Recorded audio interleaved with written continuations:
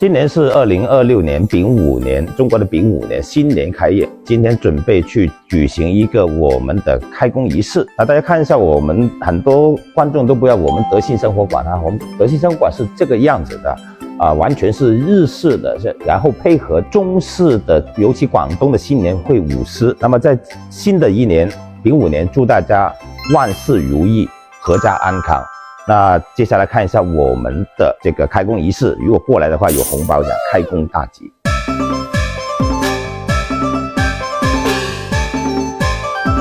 你哋試試，你哋試試啦。